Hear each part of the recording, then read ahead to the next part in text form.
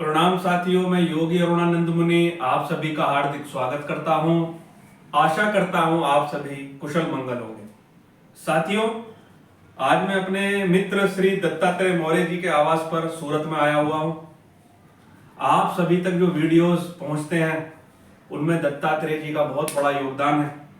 ये अपने WhatsApp groups में वीडियोस डालते हैं और मुझे भी मालूम नहीं है कहाँ कहाँ के मित्र वीडियो देखते हैं।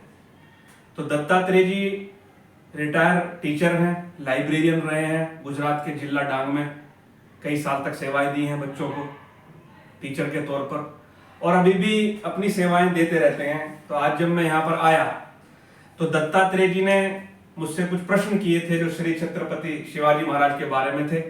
आज छत्रपति शिवाजी महाराज की जन्म जयंती पूरा भारत मना रहा है और उनके प्रेमी विदेशों में भी जयंती का आयोजन कर रहे हैं। तो इन्होंने जो प्रश्न पूछे, मैंने सोचा क्यों ना इसके ऊपर ही आज एक वीडियो बनाई जाए, क्योंकि छत्रपति जी हमारे हृदय में निवास करते हैं और युगों युगों तक उनकी अमर गाथा गाई जाती रहेगी। तो दत्तात्रेय जी अपने प्रश्न आप सबके सामने रखेंगे और मैं उसका उत्तर देने का प्रयास संक्षेप में करूंगा, क्योंकि यह हमारी जिम्मेदारी बनती है कि आज का वीडियो छत्रपति शिवाजी महाराज के चरणों में श्रद्धा सुमन के तौर पर अर्पित कर दिया जाए। मैं दत्तात्रेय जी से निवेदन करूंगा, दत्तात्रेय जी आपका जो भी प्रश्न हो आप पूछें ताकि हम थोड़ा बताएं। नमस्कार स्वामी जी, नमो नारायण।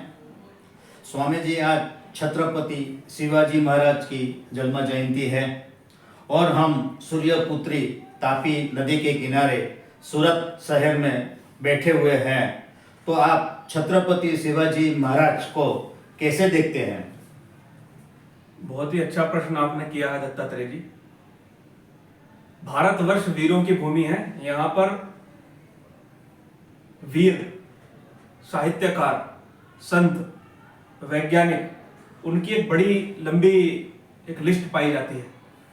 यहाँ पर महाराणा प्रताप जैसे वीर योद्धा हुए हैं जी, छत्रसाल जैसे योद्धा हुए हैं जी जी, हर राज्य में श्री गुरु गोविंद सिंह महाराज हुए हैं। जबरदस्त। और आपका आप देखो तो इतनी बड़ी लिस्ट हमारे पास है कि वो लिस्ट गिनते गिनते हम थक जाएंगे, लेकिन वो पूरी नहीं होगी। तो हमारे छत्रपति शिवाजी महाराज जो हैं, अगर आपने सवाल पूछा तो मैं कहूंगा वो वीरों में ध्रुव तारे हैं। हमारे जो छत्रपति शिवाजी महाराज हैं वो वीरों में ध्रुव तारे हैं। तारे अनेक हैं लेकिन मैं ध्रुव तारा कहूंगा। वो कुशल प्रशासक रहे, कुशल रणनीतिकार रहे, और सच्ची बात यह है कि वो भक्त हृदय रहे। जी। आपको जानकर ताज्जुब होगा कि एक बार संत तुकाराम जी से उनकी मुलाकात हुई थी, तो उन्होंने कहा था कि मैं सब कुछ छोड़ छाड़ देता हूँ और भक्ति में ही अपना पूरा जीवन लगा दूंगा। लेकिन तुकाराम जी ने उनको बोला था, संत तुकाराम जी ने कहा अभी आपको बहुत बड़ा कार्य करना है तो इस काम को आप करते रहो। यानी कि एक भक्त भी वो रहे। और मातृ सेवा का अगर आप उदाहरण दें तो मातृ सेवा कैसे की जाती है और राष्ट्र सेवा कैसे की जाती है, ये छत्रपति शिवाजी महाराज से सीखने जैसा है। हमारे भारतवर्ष में एक आदर्श पुरुष है। आदर्श पुरुष है सब बाबत में ध्रुव तारे। तो स्वामी जी, दूसरा प्रश्न यह होता है कि छत्रपति शिवाजी महाराज में जो विशेषता पाई जाती है तो वो उसमें कैसे अंकुरित हुई? छत्रपति शिवाजी महाराज की जो अंदर जो ये सब गुण देखने को मिलते हैं, वास्तव में वो छत्रपति जी के गुण नहीं है। क्या बात करते हैं? ये उनकी पूजनीय माता जी के गुण है। क्योंकि छत्रपति श्री शिवाजी महाराज को उनके पिताजी का सानिध्य प्राप्त नहीं हुआ। बहुत कम हुआ था। बहुत कम सानिध्य प्राप्त हुआ क्योंकि उनके पिताजी दूसरे स्थान पर रहते थे। तो इनका लालन पालन इनकी माता जी ने, पूज्य जीजाबाई माता जी ने किया था। और जब इनकी बायोग्राफी आत्मकथा हम पढ़ते हैं तो सर यदुनाथ सरकार की लिखी हुई मैंने आत्मकथा पढ़ी थी बहुत दिन पहले। उसमें ऐसा लिखा है कि जो पूज्य माता जीजाबाई थी, उन्होंने छत्रपति शिवाजी महाराज को रामायण, महाभारत, तत्कालीन राजनीति, कूटनीति के सभी गुण दिए थे। और साइकोलॉजी भी कहती है, मनोविज्ञान भी कहता है कि 5 वर्ष तक का बच्चा वास्तव में वही सीखता है जिसको हम सिखा देते हैं। क्योंकि आप जानते होंगे मौर्य जी, आप बहुत लंबे समय से मेरे साथ और अध्यात्म में आपकी रुचि बहुत है। 5 साल तक के बच्चे का अवचेतन मन सक्रिय रहता है। बरोबर। और अवचेतन मन का मतलब है कि उस पर सांसारिक छाप कम होती है, लेकिन फिर भी वह संसार से सीखता रहता है। यानी कि उसका मन जो होता है उस पर कोई सीधा नियंत्रण उसका होता नहीं है। और डॉक्टर सतवंत पसरीचा जो निमहैंस इंस्टीट्यूट बेंगलुरु की प्रोफेसर है, उन्होंने बताया 5 से 8 वर्ष तक के बच्चों को अपना पूर्व जन्म याद रहता है, यानी कि सूक्ष्म मस्तिष्क उनका क्रियाशील रहता है। तो जो भी हम बच्चों को सिखाने में लगभग 50-50 सीख जाते हैं। धीरे धीरे 8 वर्ष के बाद ये धीरे धीरे ये वाला दिमाग काम करना शुरू करता है, जिसको हम कॉन्शियस माइंड कहते हैं। तो महाराज के मन को जो गढ़ने वाली थी, उनके अंदर वीर रस भरने वाली थी, उनके अंदर कूटनीति भरने वाली थी, उनके अंदर संस्कृति का जो प्रेम भरने वाली थी, वो पूज्य जीजा माता जी।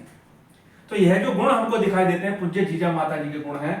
और आपको आश्चर्य होगा, जिस समय वो औरंगजेब से मिलने आगरा के किले में जा रहे थे, आपने सुनी होगी, वो वहां से बचकर निकले थे आगरा से, उन्होंने राज्य का संरक्षक माता जी को बनाया था। तो माता जी इस प्रकार की थी, उन्होंने वो लोहा बना दिया था। तो आजकल की माताओं के लिए, आजकल के समाज के लिए पूज्य जीजा माता जी प्रेरणा है। आजकल की माता बहनें क्या करती हैं, थोड़ी थोड़ी देर में बच्चा रहता है उसको मोबाइल पकड़ा देती है। क्या पकड़ा देती है? मोबाइल पकड़ा देती है। वो खाना खा रहा तो मोबाइल देख रहा है, घूम रहा तो मोबाइल देख रहा है। तो अगर आपको समाज के अंदर अच्छे बेटे पैदा करने हैं तो पूज्य जीजा माता जी उसका आदर्श माता है। अगर अपने बच्चों को अगर कुछ भी करना तो प्रथम गुरु माता कही गई है, मातृ देवो भव, उसके बाद पिता गुरु का स्थान है। तो मेरा कहना यह है सब माता बहनों से कि पूज्य जीजा माता जी का कैरेक्टर एक बार जरूर ध्यान में रखें, जरूर पढ़ें, शिवाजी महाराज का कैरेक्टर पढ़ें, ताकि आपकी जो संतान है, और पालन नहीं करना उनका, परवरिश करनी है। लोग पाल रहे हैं बच्चों को, पाल रहे हैं, परवरिश यानी कि संस्कार नहीं दे रहे उनको, खिला पिला कर बढ़ा दे रहे। तो हमको उनको संस्कार देने हैं, पालना नहीं है उनको। कोई भी पक्षी, कोई भी जानवर बच्चों को पालता नहीं, वो संस्कार देना शुरू कर देता है कुछ अवधि के बाद। तो हमारी जिम्मेदारी बनती है कि हम अपने बच्चों को आदर्श नागरिक बनाए। तो माता जी को हमारा बार बार नमन है, उन्होंने एक ऐसी संतान हमको दी, पूरे भारतवर्ष आज उस पर गर्व करता है। तो स्वामी जी, जीजा माँ जैसी कोई इस संसार की माँ बच्चों को शिवाजी से बनाना चाहिए, तो उसके लिए हमारे जो भारतीय शास्त्र है वो आदर्श है। तो उसमें से पहले को बच्चों को तैयार कर सकते हैं। तो स्वामी जी, एक दूसरा प्रश्न होता है, हम सूरत में बैठे हुए हैं और शिवाजी ने, स्टोरी में आता है कि शिवाजी ने सूरत को लूटा था, और सूरत के कई आदमी ऐसे बोलते हैं कि शिवाजी महाराज लुटेरे थे। तो आप इस घटना को कैसे देखते हैं? देखो, इतिहासकार जो है वो अपने अपने ढंग से इतिहास की विवेचना करते हैं।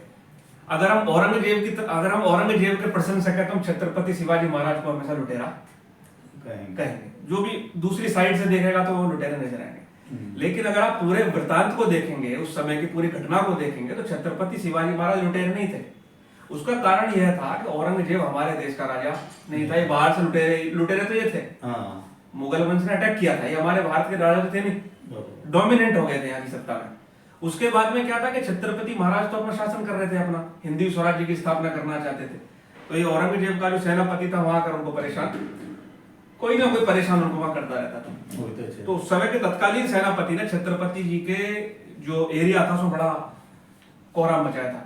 बहन बेटियों की इज्जतें लूटना, आपका गांवों को लूटना, गाय भैंसों को ले जाना, तो गाय भैंस पशुधन माना जाता था उस समय।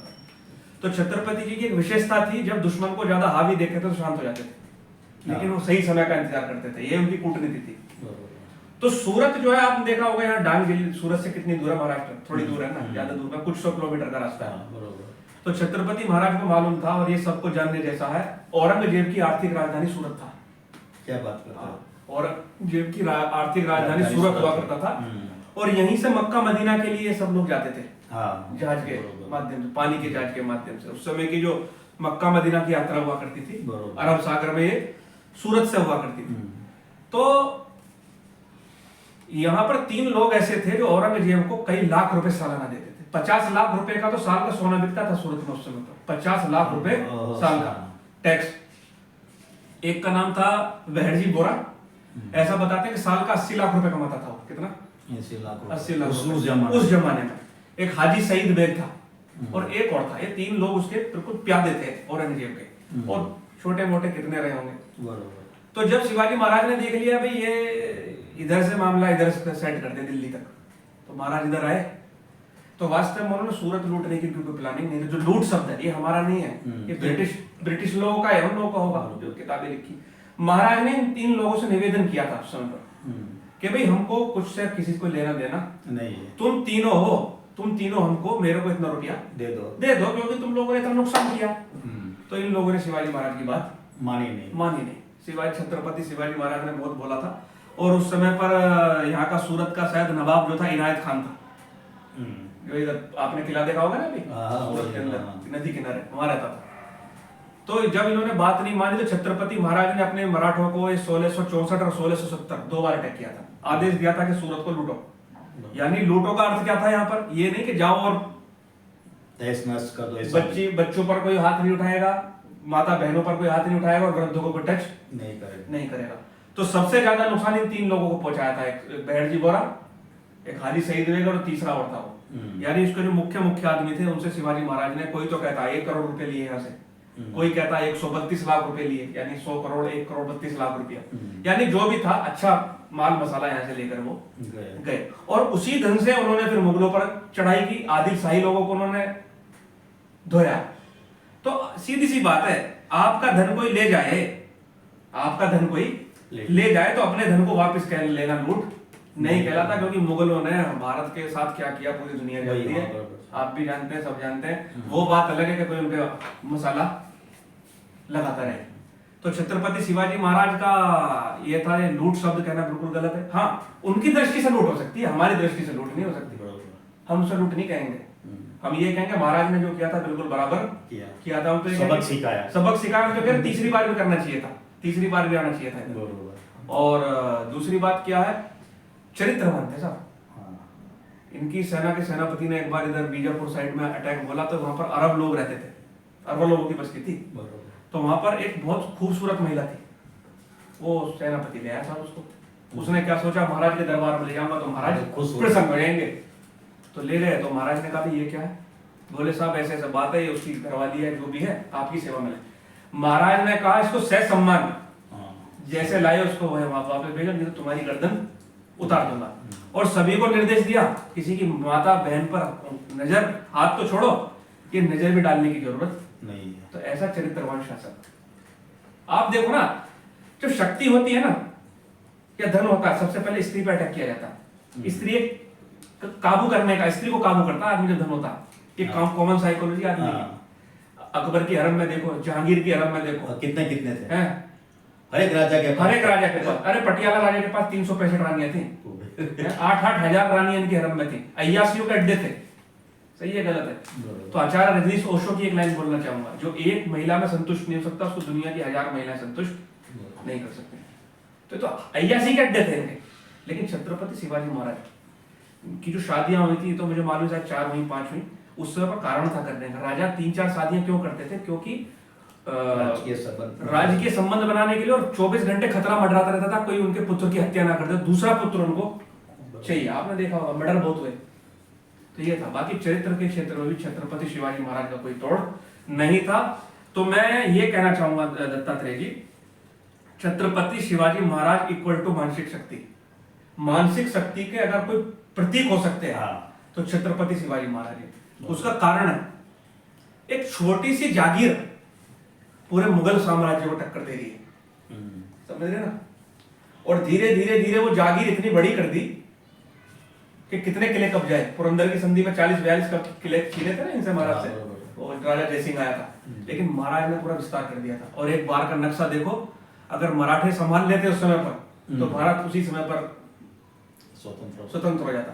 पूरा आधा इंडिया, आधा भारत पर मराठों ने अधिकार कर लिया था। लेकिन जो महाराज करके उसको संभाल नहीं पाए वो लोग। तो महाराज यानी कि आप उनकी मानसिक शक्ति देखो। आप ना तो रजवाड़ा था उनके पास, ना राजा के बेटे थे, लेकिन कहां से उठे और अपनी संस्कृति का विस्तार करते करते करते ये हिंदू स्वराज की कल्पना की। और आज जो हिंदुत्व की लहर उठ रही है ना पूरे भारत के अंदर, उसकी जड़ ये है, उसकी जड़ ये है। समझे नहीं समझे? और इतने मतलब निष्प्रह थे, इतने निरासक्त थे, पूरा साम्राज्य गुरु के चरणों में रख रखा था। मेरा है ही नहीं, आपका है नहीं, मैं तो केवल एक निमित्त मात्र चला रहा हूं। और ये भगवा झंडा ना महाराज का, वो उनके गुरु महाराज भी थे ना, समर्थ गुरु रामदास, उनके वस्त्र के कलर को समर्पित किया। वो तो लंगोटी बांधते थे, उसको कलर को समर्पित किया। तो ऐसे मतलब राजा होना। दूसरा, कुछ लोग आरोप लगाते हैं मुस्लिम विरोधी थे।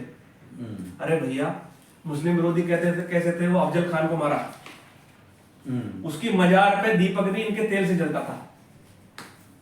और मस्जिद में कोई अटैक नहीं होगा, किसी के धार्मिक स्थान पे कोई अटैक नहीं होगा, मस्जिद के लिए तेल और कुरान वगैरह भी पढ़ते थे ना बच्चे, यानी मंदिरों को जाती था, उसका सारा खर्चा महाराज देते थे। क्या बात है। हाँ, तो बेकार की बात है। हाँ, दुष्टों का संहार किया उन्होंने, सठम साख्य समाचरे, दुष्ट के साथ। बरोबर। और मुस्लिम भी प्रेम करते थे महाराज को। जो वाघनख बना के दिया था ना, वाघनख, और जो अफजल खान के घुसाया था, वो बनाकर देने वाला मुसलमान ही था।